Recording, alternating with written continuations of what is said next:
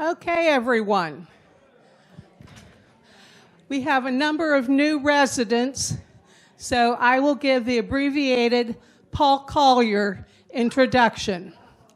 This is Todd DePastino. He went to one Ivy League school for undergrad, then he went to a couple others for his PhD. He taught at Penn State Beaver, got tired of grading blue books, right? Yep. Do they still use blue books then? Yes. About kids who could have given about history. And so he lives in Mount Lebanon. He's from Mount Lebanon. Good friends with Mim and her sister and a lot of other people. He has a wife and two daughters. One daughter is in the Veterans Breakfast Club with him, which he is the founder of. And it's a wonderful program. And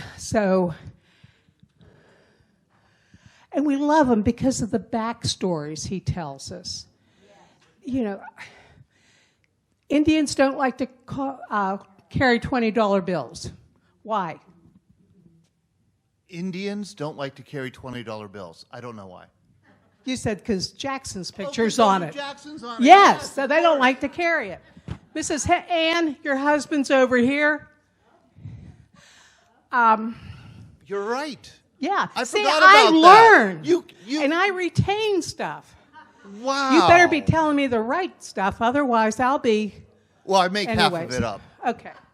But anyways, it is so great to have Todd here. We're so blessed to have him once a month. And he also does go to some of those other places that aren't as good as we are.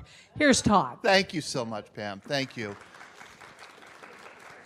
I'm here to talk about, the topic is World War I. This is part 2 of World War I, a war that began in a remote corner of Europe with a minor political assassination on June 28, 1914, and escalated with astonishing speed to encompass the 5 great powers of Europe, and then devolve, and I mean within a matter of weeks, devolve into the most destructive war that the world had ever seen. It all happened so quickly. It didn't take long from when Germany violated Belgian neutrality on August 5th, 1914, for the horror that would be this war to reveal itself. It became bad very, very quickly. And the fact that it began in such obscurity and exploded so quickly into such a grave catastrophe for the world has been a question and a problem that historians have been studying ever since, and that I think we, as Americans, have been concerned about ever since, even if we don't realize where that concern came from. For example, when a year ago Russia invaded Ukraine, you know, apart from the human toll that took place, that it cost in Ukraine, why are we really paying attention to this? Because we're afraid of what it might become. That's what it is. When China violates Taiwan's, you know, airspace or enters territorial waters, you know, why do we pay attention? Not because so much we care about the island, it's what it might become. Not what it is, but what it might become. And we've been trained, I think, to understand that this is how great wars often now begin. This is how big conflicts begin. And the person I think who taught us best about this lesson from World War I, and I think it's a really important lesson, is Barbara Tuchman. Many of you may have read this book. Many of you may remember when it came out in the height of the Cold War, the coldest part of the Cold War, 1962. Barbara Tuchman wrote The Guns of August, which told the story of how this war erupted out of seeming nowhere and surprised the world in the summer of 1914. It was a bestseller. It was #1 on the New York Times bestseller list for 42 weeks. Widely read, won a Pulitzer Prize, widely discussed. One person who bought it and read it very quickly, he was a very fast reader, was a man who was a history major at Harvard University, John F. Kennedy. His original aspiration was to become a historian, but he couldn't cut it, and so he chose the second best, became president of the United States. And he read The Guns of August, and he was very, very impacted by it, very moved by it, very concerned about it. He ordered that all his advisors read it. He requested to the Secretary of the Navy that all naval officers in training read it. The Secretary of the Army agreed to supply the book in every PX around the nation. So if you were an officer in 1962, there was a good chance you were supposed to read this book, or you did read the book. And you know what chilled John F. Kennedy is, and what he said he learned from the book, and he told to his advisors is, when World War III begins, it'll begin in a place we've never heard of. You know, a place like, I don't know, Vietnam? You know, a place that most Americans couldn't find on a map. And there's no doubt, historians are now in his great, Robert Dallek, the great biographer of John F. Kennedy, also has no doubt that this book had a huge impact on The Guns of August, had a huge impact on how Kennedy would handle the missiles of October. You might remember on October 16th, 1962, Kennedy learned that medium-range ballistic missiles had been put in Cuba, 90 miles off the American coast, by the Soviet Union. And he called his executive committee, ExComm, for a meeting. And to a person, his advisor said, well, at the very least, and I think that's how they put it, at the very least, we have to bomb these sites and then probably follow up with an invasion of Cuba. And that was just the conventional wisdom in the room. And you can listen to these conversations. Go to the JFK Museum website, and they have these recordings. They're fascinating recordings. It's fascinating to hear the president be really calm and really analytical as he's and asking really good questions as this conversation unfolds. And it's Kennedy in the room who's the one who says, like, whoa, whoa, whoa, let's take a step back here.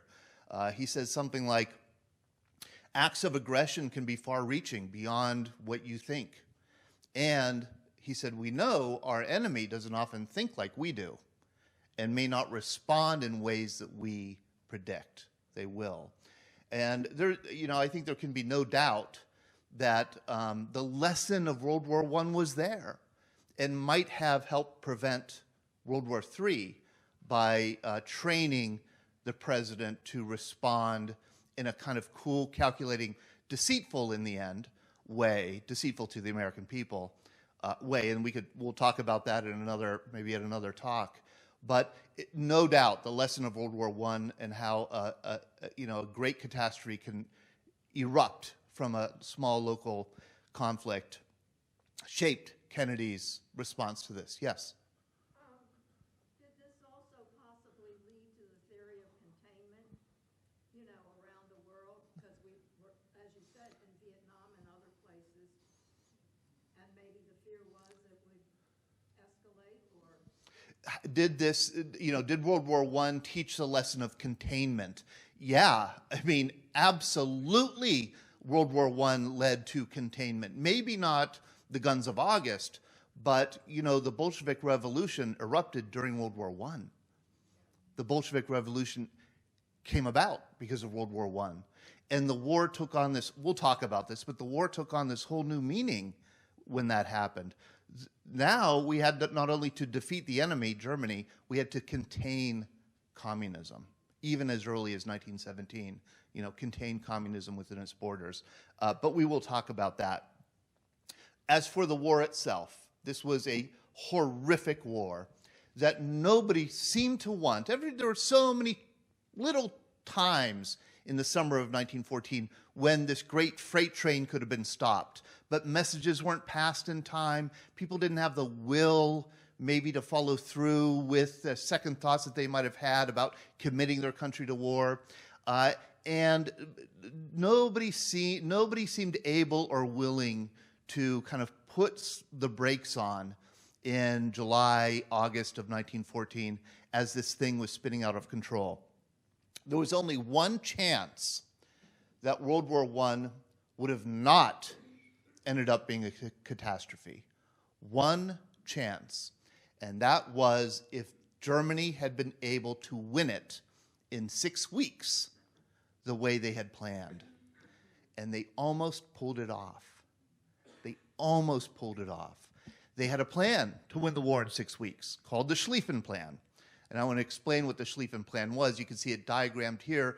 It was a very strong northern invasion through neutral Belgium that would swing around in a great kind of wheeling headlock, swing around to the west of Paris, this blue dot is Paris, and capture the entire French army and conquer France in 6 weeks before then going off to the Eastern Front. And I'll explain it in a little bit more detail. It's called the Schlieffen Plan, named after Alfred von Schlieffen, who was the chief of staff under Kaiser Wilhelm II. Von Schlieffen was given the task in 1905 of figuring out how Germany might possibly win a two-front war. Now, you'll remember from last time, Otto von Bismarck, the great Iron Chancellor of Germany, said Germany must never fight a two-front war because it's unwinnable. Germany, he said, must always be à trois, with three among the great powers. Must also always be in a majority of three when there are 5 great powers. That will ensure that Germany will not have to fight a two-front war.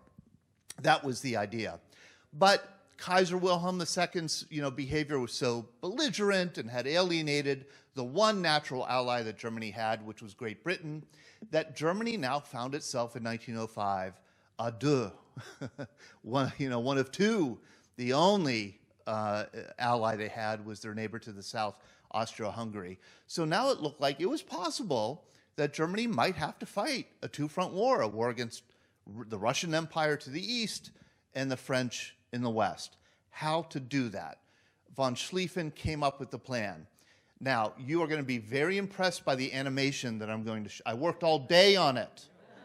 You better applaud when you see it. Wait till you see it first before you applaud, please. The idea was that the only way that Germany could win this two-front war was to invade France in 6 weeks, conquer France in 6 weeks, then wheel the army around. And that's because of Russia. Russia was big, bad, and scary, but very slow. Very slow. It was going to take Russia 6 weeks. It was like a medieval country. They had millions and millions of troops, but they had a lot of their troops stationed in a place that was 4,000 miles away from Germany. And it had one railroad line, narrow gauge, one track, narrow gauge, going 4,000 miles.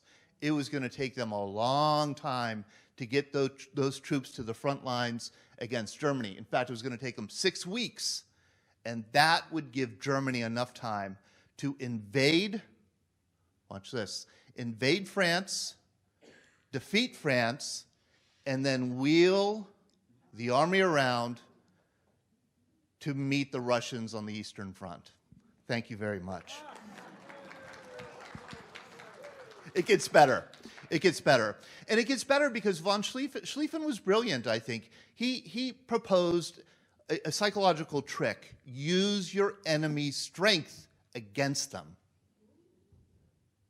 which is good. And the enemy, the strength in this instance was Alsace-Lorraine. Alsace-Lorraine, such an interesting part of France, the easternmost part of France.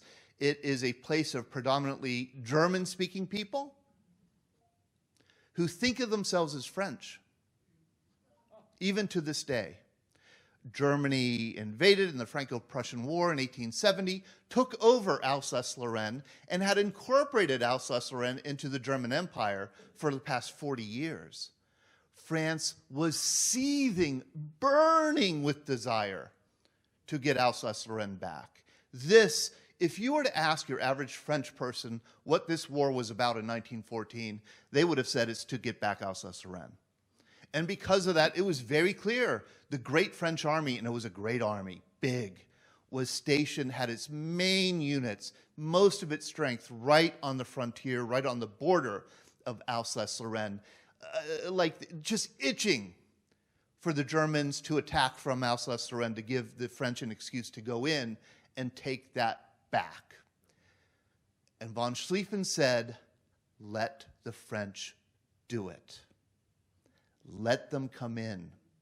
Let them take it back. Let them think that they've won it back. Present an army as if your main thrust into France is going to be from Alsace-Lorraine. That will draw the French in. Let them come in.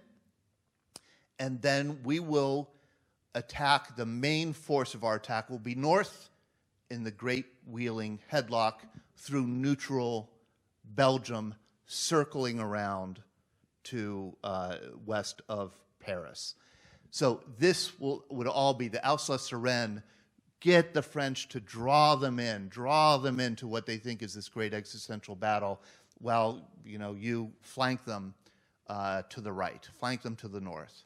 And von Schlieffen said, this is the plan, this is the general plan, and he gave 4 warnings as early as 1905. 4 warnings about 4 things you have to watch out for. 4 problems that you may encounter. Number 1, Russia is big, bad, and slow, but they are modernizing. The French are loaning them millions of francs, or whatever the French uses money. Francs. Right? Francs, yeah. Millions of francs to update their rail lines. Those new railroads in Russia were French built. And the French were deliberately building them to speed up Russia's ability to kind of to mobilize their army in war against Germany. So every year this plan is not implemented means less of a chance that it's going to succeed. If you want this plan to succeed, do it now. Do it as early as you possibly can. Number 2, now we're assuming that when neutral Belgium, a neutral country with a tiny, tiny, tiny, tiny army, that when the massive German army is on Belgium's doorstep, we're going to ask them, can we come through your country? We don't want to hurt you. We just want to use it as a corridor into France. We're assuming that the Belgians are going to say, okay, be on your way, because that would be the smart thing for the Belgians to do. But the Belgians might decide to fight back. And if they do, we'll swat them aside. But if they do, that might encourage the British to enter the war. The British was the country Great Britain was the country that had negotiated Belgian neutrality in 1831. And they were jealously guarding Belgian neutrality because Belgium was, 9 miles from England? Across the channel. It was the closest part. It was the most, Great Britain felt a vulnerability if there was a hostile power in Belgium. So Britain might feel compelled to defend Belgian neutrality. And that actually is exactly what happened. If you were to ask most British people in 1914, what are we going to this war for? It was to protect plucky Belgium. Protect the Belgians. That's really what it was for. The third thing is, and this is going to be hard, don't counter the French invasion of Alsace-Lorraine. Let them come in. Let them take towns and villages. Let them take German towns and villages. Let them take German land. Lull the French into a false sense of security that they're winning this war by letting them advance into. The deeper that you allow the French to come in to Germany, the more of a chance you'll get that great northern wing a chance to swing west of Paris. And then the fourth thing, don't cut the invasion strike short. You're going to be tempted as you're traveling west of Paris, far from Paris, all the way west. You're going to be tempted to try and cut it short and meet the French here, don't do it. Schlieffen said, when you march into France, let the last man on the right brush the channel with his sleeve. Don't cut it short. Keep it going. Those were the 4 warnings that were handed down to the next chief of staff, who is this guy, Helmut von Moltke. Moltke, the younger, was the nephew of Moltke, Helmut von Moltke, the elder, who was a hero of Germany for winning the Franco-Prussian War in 1870-71. And von Moltke, the younger, he didn't quite have the talent that his uncle did. And he followed Schlieffen's plan to a T until it broke down. He almost pulled it off, but if he had been a little bit better, he might have this plan had to work perfectly. You had to pull it inside straight. But it ran into problems. Russia did mobilize more quickly than anybody had expected. They didn't take 6 weeks to get to the German frontier. They took 3 weeks. 3 weeks. They were able to modernize. Watch this animation. They actually invaded eastern Germany and eastern Austro-Hungary on August 17th. So within, I think, Russia mobilized on July 28th for war. And they were inside Germany 3 weeks later. So that was really fast. Secondly, Belgium did fight back. They didn't have much. I have a theory that doesn't, I guess I have a theory about military units. The better they look, the worse they fight. With the exception of Marines, of course, Colonel McClenchey. But look how good these guys look. Their top hats, their tails. They have dogs pulling machine guns. They have a bicycle corps. They look fantastic. But they also did fight hard, really hard, much harder than the Germans would have expected. And of course, they were swatted aside. They were destroyed. They were crushed. But it slowed the German advance down. And what also slowed them down was the unexpected and very quick entry of the British Expeditionary Force. The British landed 120,000 troops in Belgium like that, immediately after after neutrality, 2 days after Belgian neutrality was violated. And between the British and the Belgians, they weren't able to defeat the Germans, but they did slow them down, especially this great right wing here, the really powerful right wing as it was advancing through Belgium, got hung up in Mons, the city of Mons, because of the British and the Belgians fighting back. This slowed them down, and this was the beginning of the crumbling of the plan. I mean, even with Belgium and even with Russian mobilization, even with Belgium and Great Britain getting into the war and fighting hard, the plans could have still worked, except for this. This is really where it broke down. The French, of course, were poised here. The Germans pretended as if they were going to invade from Alsace-Lorraine, and the French did come in, and instead of allowing the French to come in, the Germans fought back, launched a counterattack against the French. There's been a lot of speculation as to why they did that. It does seem to come down to 2 German generals. One is Crown Prince Ruprecht of Bavaria, was a crown prince.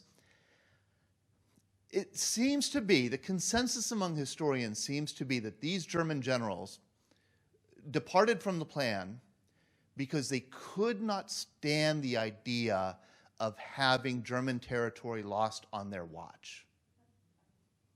They were going to be blamed. What if the Schlieffen plan didn't work? What if the French are able to take Alsace-Lorraine back? It'll be my neck. I'll be the one to blame for this. So they didn't want to see French territory claimed under their command. So they launched a counterattack, and Moltke reinforced it. But what the French did, it would have been okay if the French had stood and fought, but they didn't. They turned around and retreated to protect Paris, putting themselves right in the way of that strong wing.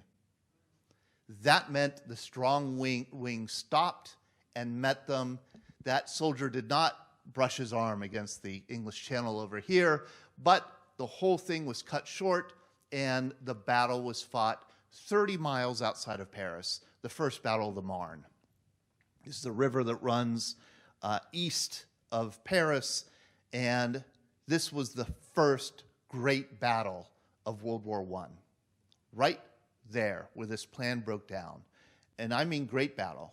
I mean, this was a battle between 1 million French and British troops and 1.5 million German troops. And it took place over a week, and it was unbelievably devastating. I mean, you could hear, in Paris, you could hear the guns. This was an all-out fight for the survival of Paris. Parisians were afraid that their country, their city, would be taken over, at any day. It was an all-out fight. 600 taxi cabs were enlisted in the fight. The French government paid the cab fare to take 6,000 soldiers from Paris to the front lines at the Battle of the Marne. And because a couple of errors, a couple of oversights that the Germans made, they were vulnerable to being flanked. So the Germans ended up pulling back about 40 miles back east into Belgium and into eastern France, and that's where they stopped. So from there, the front lines, the Battle of the Marne was won by the French and the British. The Germans pulled back, but not all the way back to Germany. And the fighting continued along a new line, a new battle line that was static. And over the next 6 weeks, 8 weeks, the two sides fought about 10 battles, trying to outflank each other, get around each other. It's called the Race to the Sea. You can see them right here. They each try to outflank each other to the north, and they just can't do it. They just can't do it, and eventually they run out of real estate here, and they hit the English Channel, the North Sea, and they have to stop. And at that point, they do the only thing that they really could have done. They dug in. They started digging. They dug trench lines because they couldn't defeat each other. So they dug trench lines. By Christmas 1914, there was a solid line of trenches from the northern border of Switzerland to the North Sea, 400 miles. And if you were to count all the connecting trenches and all the reserve trenches that were dug in 1914 alone, on the Western Front alone, we're talking 6,000 miles of trenches in just 5 months. And if you were to count all of the trenches dug, including in the Eastern Front, by the end of the war, 25,000 miles of trenches were dug.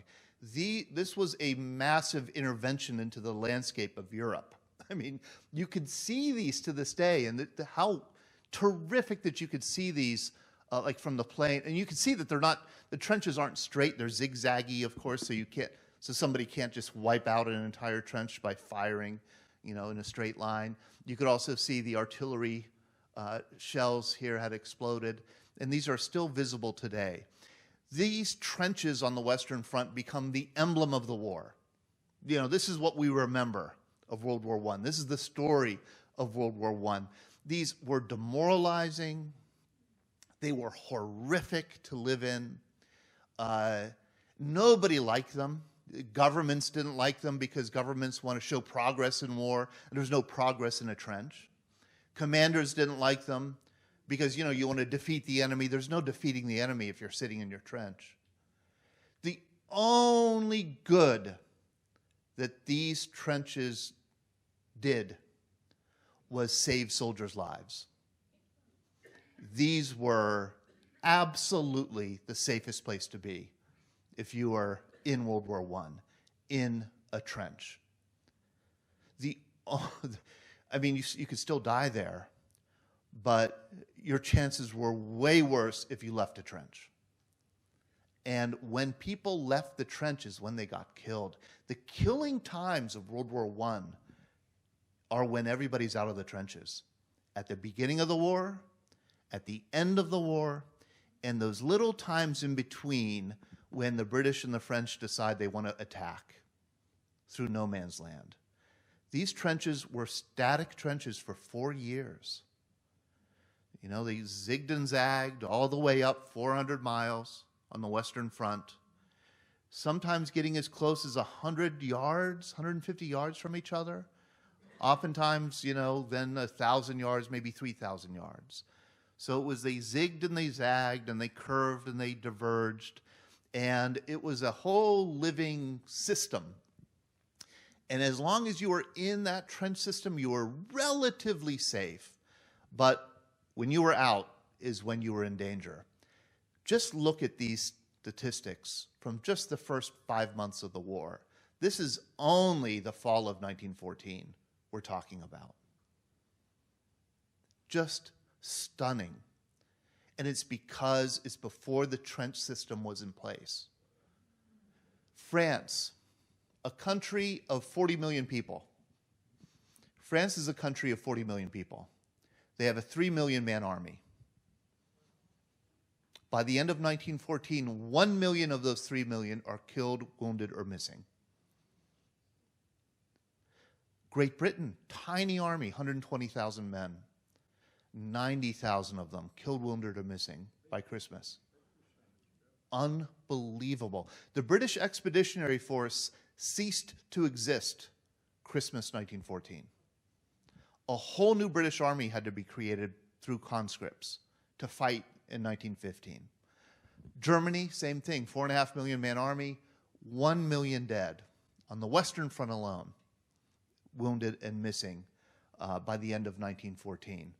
These were horrific casualties that nobody anticipated. And the reason for them, I think, is expressed in this picture. Attaque à l'outrance. This was the cry, the ethic, the motto of the French army. Attack with enthusiasm. Go on the offensive. You defeat the enemy. Half of the challenge of defeating the enemy is intimidating the enemy with your esprit. And you get esprit by wearing red pants and red hats and having a shiny bayonet and charging the enemy in close ranks, human waves, fighting in close quarters. And this was how the fighting was done early on in 1914. It's really remarkable. It took the French army a while to change their uniforms to fight this war. That these old rules, these old ways of doing it, you know, using this is the famous Zouave uniform modeled after North African fighters. That you know your gallantry is displayed in what you wear when you're fighting. Here's a great line of soldiers, French soldiers, fighting early on, Battle of the Marne. And, you know, some of them have red kepis on it. And another thing that you see are look here, polished mess kits right by their heads. The Germans would later say, oh, yeah, we aimed for the glint from the mess kit. You know, the snipers. That's how they were kind of singled out. Here is an actual photograph of a French bayonet attack. The French were very proud of the bayonet. Bayonne came from the town of Bayonne. The bayonet was, the French invented the bayonet, and it needed to be as gleaming as possible to intimidate the enemy. And of course it did. It also helped snipers, because an attack like this stood no chance against just a few of these. these machine guns. Maxim machine guns, a machine gun invented by Richard Gatling in 1862, an American. It was a rudimentary, hand-cranked things. These things were automatic now, and they could fire 600 rounds a minute. And they had a range of 1,000 yards. You didn't have to aim it too well either. You could just sweep in front of you at knee level, When the British had their own, the Vickers. When the barrel on this one, when the barrel would overheat, you could swap out the barrel. A gun like this fired, I think, in the Battle of the Marne for 12 straight hours. Imagine that, 500 rounds a minute, 600 rounds a minute for 12 straight hours with swapping out the barrel. Machine guns, 20th century technology against 19th century tactics. Another huge advance in technology was artillery. And artillery did get a little bit more accurate. It did get was able to fire farther. But the big advance in artillery was the size of the shells and the explosive power in these shells. High explosive artillery. A shell, an artillery shell like this could explode into 1,000 pieces, and you could fire a gun like that every 3 seconds, and in under a minute, you could hit everything in a 10-acre field. Just remarkable. One big advance too, there was the shells, was the number of shells these things could fire. The explosiveness of the shell had been improved, and the number of shells one gun could fire in a minute had dramatically increased, and I want to show you in part why. Here are reenactors. Do you guys know what a GIF is or a GIF is? I made my first one today. And here it is. That's the Civil War. These are Civil War reenactors firing a Civil War cannon. You can see the recoil on this thing, So that meant a team of artillerymen had to reposition it, had to correct the barrel, and before they could fire another shot. There was the new gun created first, I believe, by the French 75 artillery piece. This thing could absorb the recoil. Here are World War I reenactors. So you don't have to move the piece. You just reload and fire. These are World War I reenactors. Americans use these. These are a small gun on the Western Front. Here is actual footage of French soldiers firing in 1914. And it does loop, absolutely, but they could just keep on going and keep on going and keep on going like this, in part because of the recoil. The artillery, the destructive power of the artillery was just amazing. So you could fire a gun like that, fire a shell every 3 seconds. That meant in the Battle of Passchendaele, and these are photos of Passchendaele, in 5 days, there were 500,000 shells fired. 100,000 shells a day being fired in this battle. Passchendaele, before the battle, the same picture after the battle. You could just see the destructive. 60% of all casualties in World War I were from artillery. 60%. And then finally, barbed wire. I think those are the big three. Those are the big three developments in warfare that we saw in the early years of World War I. Machine guns, artillery, and barbed wire. Barbed wire sounds simple. Another American invention, invented to hold cattle out west, but adapted to be used in the battlefield to defend defensive positions. It turns out it's really hard to get through heaps and heaps of barbed wire to an enemy position. And in fact, there's a lot of effort beginning in 1915 to try and figure out a way around these three weapons. It just so happened that 20th century technology favored overwhelmingly the defense. So much so that offensive operations were impossible and defensive positions were impregnable. They were never going to get through. Never going to get through. The trick then became, how do we come up with offensive technology that it can overcome these defensive advantages? And there's all kinds of experiments, and you begin to see them right toward the end of the war, like tanks are being developed. Tanks are really developed just to get over barbed wire. Get over barbed wire and get across no man's land and survive small arms fire. You have airplanes that were only used for defense at first. In other words, they were used as observer aircraft to spot when the enemy was preparing to attack. It took a while for both sides to try and adapt the airplane for offensive fighter and bomber operations. This begins to happen toward the end of the war. There are also all kinds of new vehicles, armored vehicles.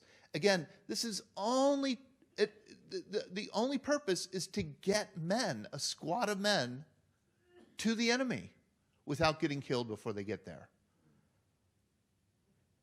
The machine gun, so heavy, could only be used as defense. What if we can invent one that's light, a submachine gun, like the Tommy gun, which the Americans invented, or the BAR, the Browning Automatic Rifle, 1918, invented for World War I, didn't see action in World War I. I don't think the Browning did at all. I know the Thompson submachine gun did not in World War I. The Thompson submachine gun would be associated with the gun at the top with Chicago gangsters, right? The Chicago typewriter. That's what it was called, right? The Chicago typewriter. The British eventually, also toward the end of the war, developed the Lewis gun. But these were attempts to adapt this technology so it could be carried into enemy positions. You know, be a trench sweeper of sorts. But lacking these in 1915, 1916, most of 1917, that meant that the war was fought in these static positions in these trench lines. And the trenches were really elaborate. Not at the beginning, they would get more elaborate. The Germans built better trenches, much better trenches, in part because, you know, the Germans are such great engineers, but in part because for the Germans, their strategy was defensive. They were in enemy territory. They were in France. They were in Belgium. The British were the ones who were trying offensive operations more than the Germans won. The Germans were determined to hold their ground, and so they dug deeper. They really reinforced these trenches. They were much better places to live, the German trenches, than the British trenches. The British and the French trenches were awful, but you could see they were elaborate. You have barbed wire, you know, heaped up here. You have these machine gun parapets, pillboxes here. You have the big guns, the artillery guns in the back. You have a frontline trench, and then a communication trench, and then a support trench, and then another communication trench, and then a reserve trench. And the idea was that you would rotate if you were a soldier. You'd spend, you know, a week or two at the front trench, then rotate back, then rotate back. Maybe you get some time in the reserve until you go to the front trench again. You lived in these places. These are, you know, you dug in to have command posts, command centers, and places to sleep. The trenches actually built as the warfare progressed. Yes, trenches were built as the warfare progressed. Each side brought in expert engineers to dig and reinforce, pump water out. The Scottish coal miners did a lot of this digging. German coal miners did a lot of this digging. Here's the British trench. You could see just how rudimentary it is, but they would get more and more elaborate. You know, they would be dug deeper. There would be planking put down. The walls would be reinforced. And you just lived like this is a person right here, sleeping. I hope he's sleeping. Somebody right here sleeping too. And then back here and here. And here's a guy who's doing what you really aren't supposed to do, which is to look over the top. It was not unusual to be, you know, you're 18 years old. You're British, you're 18 years old. You're brought to the front. you are led into a trench. It was not unusual to walk 2 miles in the trench to get to your unit that you were assigned to. And the whole time you're hearing artillery shells exploding, you're curious about the enemy. You're a kid. You want to see those pointy hats that the enemy's wearing. And the temptation is, because all you can see is a gray sky and mud walls. You can't see anything. There's a temptation, and there were signs up in the trenches, and the trenches were laid out like a map. You'd have a map. There were street names to the trenches. Turn left at Kensington, that kind of thing. The temptation was to stop and peek over to see if you could see the enemy. And of course, when you did, pow, that's when the sniper got you, because they knew that there were young people who wanted to, oh man, there's a great, darn it. You know me, I start to digress. There's a wonderful book by Robert Graves, Goodbye to All That. He tells a lot of stories about what life in the trenches is like and some of the trench humor. I spend a lot of time with veterans, so I'm used to this kind of dark, grim humor. One of the jokes that he tells is a guy who's trying to get out of combat. So he put up his hand, hoping to get a finger shot off. Didn't work. Put up both arms, started waving them. Didn't work. Got on his back and put his legs up. They wouldn't shoot his legs. And so he stood up, pow, right in the head. That was a joke on the front lines. Isn't that funny how that happened? That's the kind of dark, grim humor that came in. Lots of jokes and lots of stories about rats. In these, do you ever see that wonderful documentary, They Shall Not Grow Old?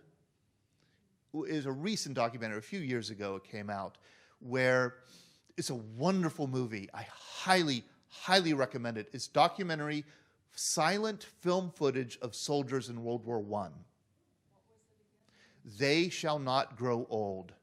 Highly, highly recommend it. It's absolutely, I watched it with my family, my 2 daughters who don't care at all about World War I. We were riveted, and I'll tell you why. Because forensic lip readers figured out what these soldiers were saying in the silent movies. And they got people who spoke with those accents to say the words. So they added sound to the documentary, and you could hear what they're talking about. And what they're talking about is like stupid stuff, Turns out they're just talking about stuff, and they're joking about. In the trenches, you see everybody laughing and joking. Robert Graves writes about that. We laughed to stay alive. We laughed to stay alive. There's an arm sticking out of a trench, and everybody slaps it or shakes hand with it. They give it a name. Jack. Shake hands with Jack. Every time you go, yeah, and it's like the funny thing to do. This is a human being buried alive in the wall of a trench. But and rats. Rats, the one species that did well in World War I were rats. Because all of a sudden there were millions of people living on the Western Front, bringing food. There were plenty of carcasses to live on. The black and brown rat population proliferated. These things would crawl all over you. Again, I know, I'm just like you. I have a problem with rats. I'm just like you. I could deal with snakes, but man, rats, the idea of a rat crawling on me, our Vietnam vets talk about that. Oh my gosh. And they carried disease. You could get trench fever. They bit.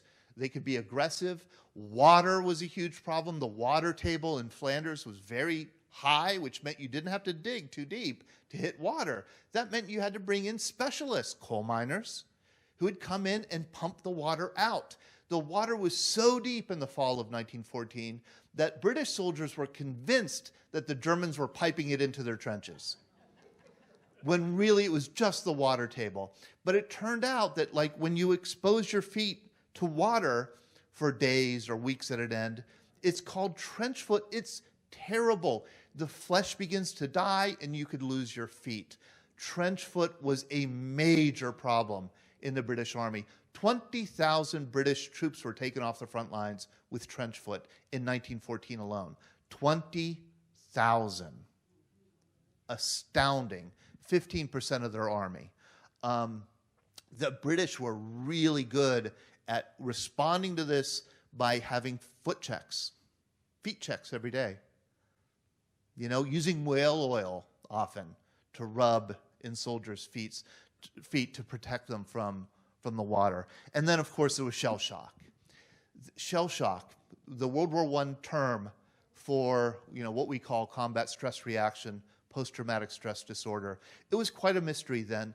It's still quite a mystery today, I must say. We don't understand it that well. It's stunning, really, how common PTSD is, but we really don't know why. Like, some people get it badly, others do not. This was being studied really in a scientific way for the first time during World War I, largely because of the British.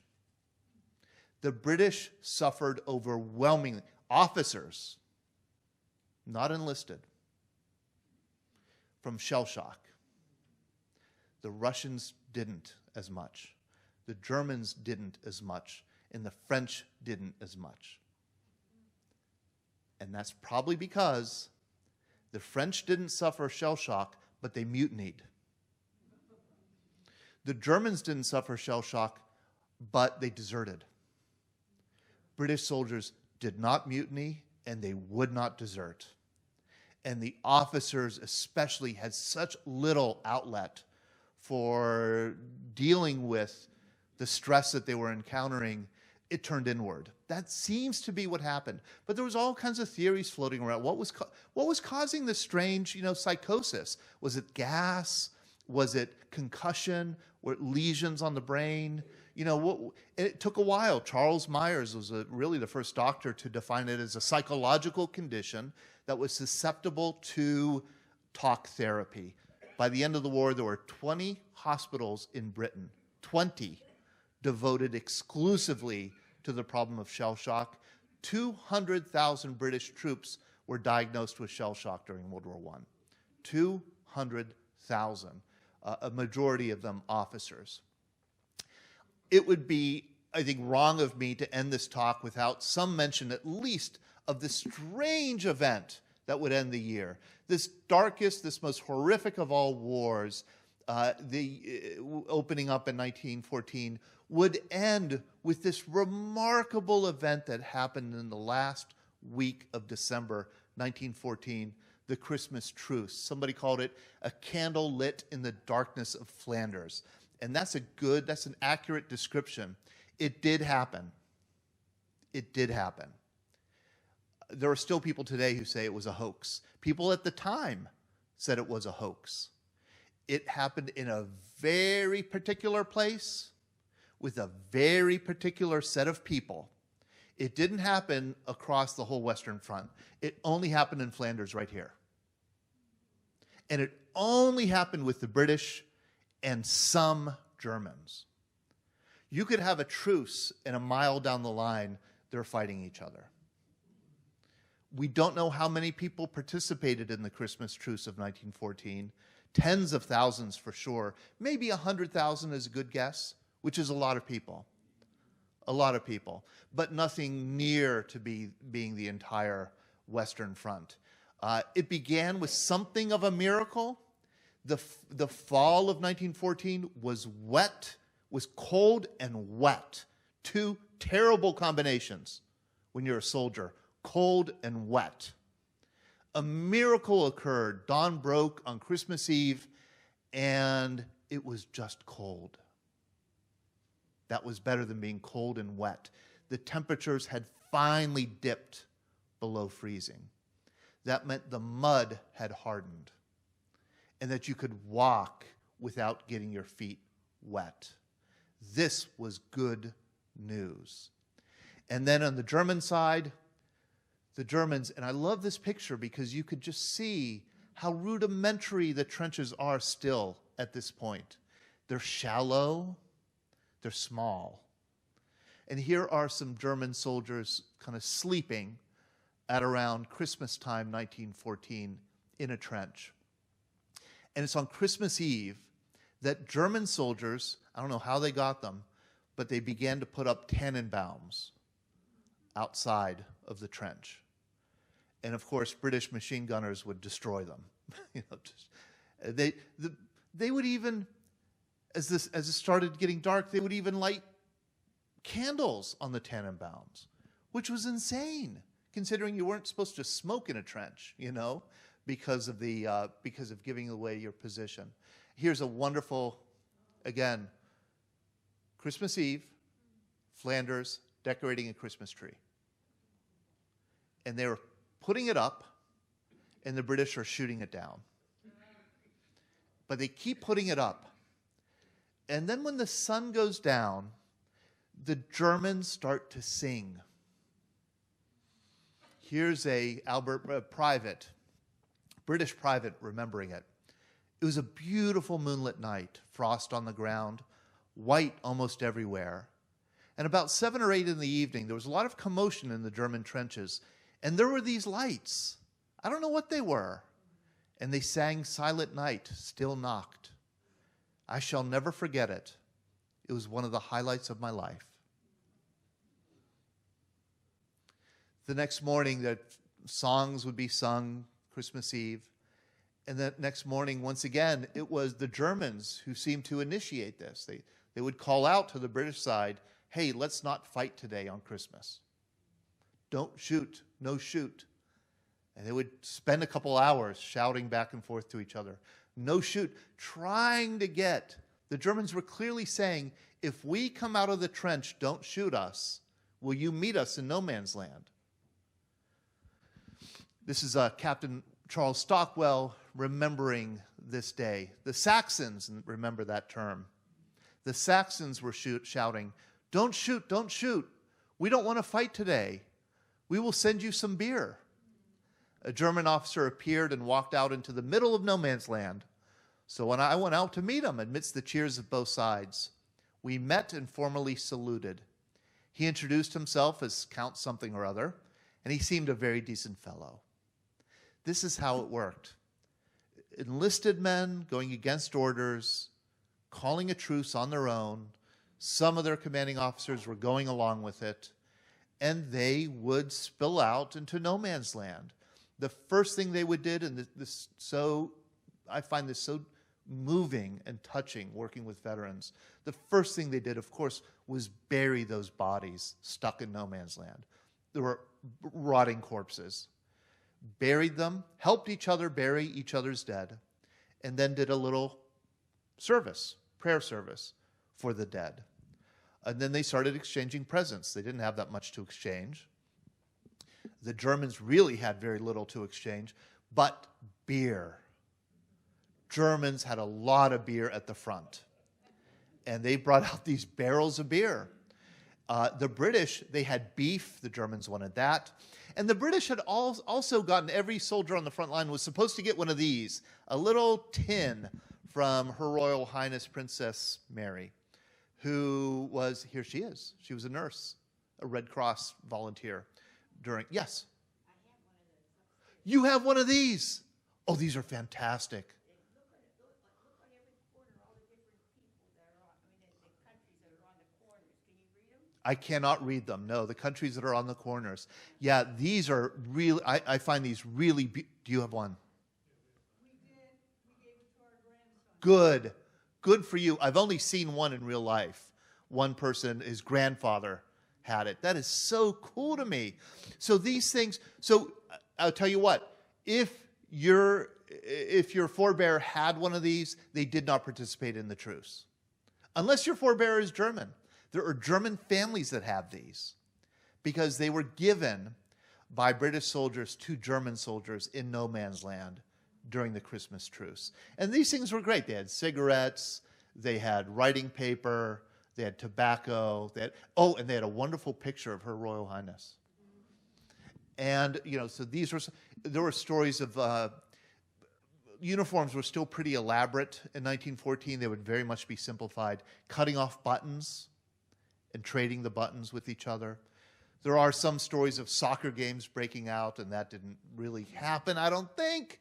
But there was a lot of drinking, there was a lot of exchanging of helmets, there were some pictures being taken. And this happened up and down the line in Flanders. Really remarkable. And then for Boxing Day, the next day, December 26th, it comes to an end. At 8:30, and this is actually probably Christmas night, at 8:30, I fired 3 shots into the air and put up a flag with Merry Christmas on the parapet. He, a German, put up a sheet with thank you on it. And the German captain appeared on the parapet. We both bowed and saluted and got down into our respective trenches. He fired 2 shots in the air, and the war was on again. Rumors of the Christmas truce spread on both sides, and both sides officially denied that it ever happened. Put out press releases that it did not happen. And the only reason we know a lot about the Christmas truce is there were reporters from the New York Times there on the front lines who witnessed it, took a lot of photographs, and were able to report it in the United States. And because it was reported the first week of January in the United States, the British Daily Mirror finally gave in and reported that it had in fact happened and published this photo of the Christmas truce. A lot of people on both sides, when they heard about the Christmas truce, were horrified and confused by it. This guy says, such things should not happen in wartime. Have you Germans no sense of honor left at all? But he wasn't alone. The Belgians were angry because they were living under German occupation. There were 6,500 Belgians who had been executed for resisting the German occupation. They were in no mood for a truce. 2 million French people were living under German occupation. They were in no mood for a truce. The Germans themselves on the other side were very divided. The Prussians hated the truce. The Saxons were the ones who were involved in the truce. Germany had been consolidated from a lot of little kingdoms, led by Prussia, some by force, some by, persuasion. And the Prussians never liked the Saxons, who seemed too easygoing, not warlike enough. And the Saxons in the Christmas truce would say, hey, you know what? You're called Anglo-Saxon for a reason. We shouldn't be going to war. It's these crazy Prussians that are pushing us into the war. This is the kind of conversations that they were having in no man's land. So both sides were very divided. It was a British Saxon thing, and it would never happen again. Never would it happen again. And there's been a lot of speculation as to why. Both sides were prepared to shut down any hint of a truce in 1915, and they did. They put out orders. There should be no... but also the people fighting had changed. I know I'm going past time, but I just want to say one more thing about this. The men who were fighting in the British Army in December 1914 were professional soldiers. These were not draftees. These were not 18-year-old, 19-year-old, 20-year-old kids. These are people who had been in the Army before the war broke out. This was their profession. They were not caught up in war fever. They were doing their jobs. They didn't have any personal animosity toward the Germans. This was just their job, and they were willing to meet them in no man's land. By 1915, there had been so much propaganda whipped up against the Germans, so much national hatred whipped up, that the young people being drafted, conscripted into the British Army, they couldn't conceive ever shaking hands with a German, let alone meeting them in a truce at Christmas. So it's a different war by 1915. But the truce of 1914, and here is a wonderful statue that's in commemoration of it in Belgium. The Christmas truce of 1914, it's like one historian has called it, and I think this is so beautiful, the last act of the 19th century.